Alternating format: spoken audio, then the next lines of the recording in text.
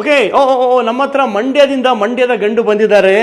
ಇವರು ಈಗ 9 ತಿಂಗಳು. ಪಾಪ ನಮ್ಮ ಮಮ್ಮಿಗೆ, ಪಾಪ ಇವರಲ್ಲ, ಪಾಪ ಮಮ್ಮಿ ಸರ್ ನನ್ನ ಮಗನ ವೇಟೇಗೆ ಏನಾಗ್ತಾ ಇಲ್ಲ, ಏನೇನು ಮಾಡಬೇಕು ಎಲ್ಲ ಮಾಡ್ತಾ ಇದ್ದೀನಿ, ವೇಟೇಗೆ ಏನಾಗ್ತಿಲ್ಲ ಅಂತಿದ್ದಾರೆ. 15 ನಿಮಿಷದಿಂದ ಇವನು ನಮ್ಮ 3 ಜನದ್ದು ಅಂದರೆ ಮಮ್ಮಿದು, ಅವ್ರದ್ದು, ಸಿಸ್ಟರ್ದು, ನಂದು ವೇಟ್ ಲಾಸ್ ಮಾಡಿಬಿಟ್ಟಿದ್ದಾನೆ. ಎಷ್ಟು ಆ್ಯಕ್ಟಿವ್ ಅಂದರೆ ಒಂದು ಕಡೆ ಕೂರಲ್ಲ ಇವರು ಮಂಡ್ಯದ ಗಂಡು. ಸೊ ರಿಮೆಂಬರ್, ಮಕ್ಕಳದು ವೇಟ್ ಗೇನ್ ಬರೇ ತಿನ್ನಿಸ್ತಿರ್ತೀರಾ ನೀವು. ಸರ್ ತಿಂತಾ ಇದ್ದೇನೆ ವೇಟ್ ಗೇನ್ ಆಗ್ತಿಲ್ಲ ಅಂತ ಹೇಳ್ತಾರೆ.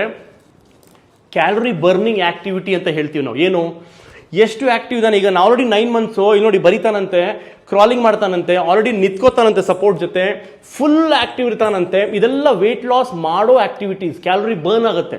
So whatever he's consuming, he's burning more than he's consuming. Please understand and remember, activity ತುಂಬ ಇಂಪಾರ್ಟೆಂಟು, ಮೈಲ್ ಸ್ಟೋನ್ಸ್ ತುಂಬ ಇಂಪಾರ್ಟೆಂಟು ವೇಟ್ಗಿಂತ. ವೇಟ್ ಕೆಲವು ಸಲ ಹೆಚ್ಚು ಕಡಿಮೆ 1 kg ಇದ್ದೇ ಇರುತ್ತೆ, ಬಟ್ ಆಕ್ಟಿವಿಟಿ ಮೈಲ್ ಸ್ಟೋನ್ ಚೆನ್ನಾಗಿಲ್ಲ ಅಂದರೆ ಸ್ವಲ್ಪ ಸೀರಿಯಸ್ ಕನ್ಸರ್ನ್ ಅಂತ. ಬಟ್ ಹೀಸ್ ಫ್ರಮ್ ಮಂಡ್ಯದ ಗಂಡು, ಟೆನ್ಷನ್ ಇಲ್ಲ ಇವನಿಗೆ. ನೋಡಿ ಆರಾಮಾಗಿ ಕುತ್ಕೊಂಡಿದ್ದಾನೆ, ಪೆನ್ ಬೇಕಂತೆ, ಎಲ್ಲ ಬೇಕಂತೆ. ಇಬ್ಬರದು ವೇಟ್ ಲಾಸ್ ಮಾಡಿಬಿಟ್ಟಿದ್ದಾನೆ. ಮಮ್ಮಿಗೆ ಹೇಳಿದ್ದೀನಿ ಪ್ರೋಟೀನ್ ಜಾಸ್ತಿ ತಿನ್ನಿ ನೀವು ಅಂತ. ಅವ್ನ ಬಗ್ಗೆ ತಲೆ ಕೆಡಿಸ್ಕೋಬೇಡಿ, ನೀವು ಸ್ವಲ್ಪ ಪ್ರೋಟೀನು, ಕಾರ್ಬೋಹೈಡ್ರೇಟ್ಸ್ ಜಾಸ್ತಿ ತೊಗೊಳ್ಳಿ, ಇವನಿಗೆ ನೋಡ್ಕೊಳ್ಳೋಕ್ಕೆ ಜಾಸ್ತಿ ಕ್ಯಾಲರಿ ಬೇಕು. So don't worry only about weight, look for milestones and activity in other aspects. ಒಂದ್ಸಲ ನಿಮ್ಮ ಡಾಕ್ಟರ್ ಹತ್ರ ಒಪಿನಿಯನ್ ತಗೊಳ್ಳಿ. ಅವ್ರು ನಾರ್ಮಲ್ ಇದೆ ಮಗು, ಟೆನ್ಷನ್ ತಗೋಬೇಡಿಮಾ ಅಂದರೆ ತಗೋಬೇಡಿ.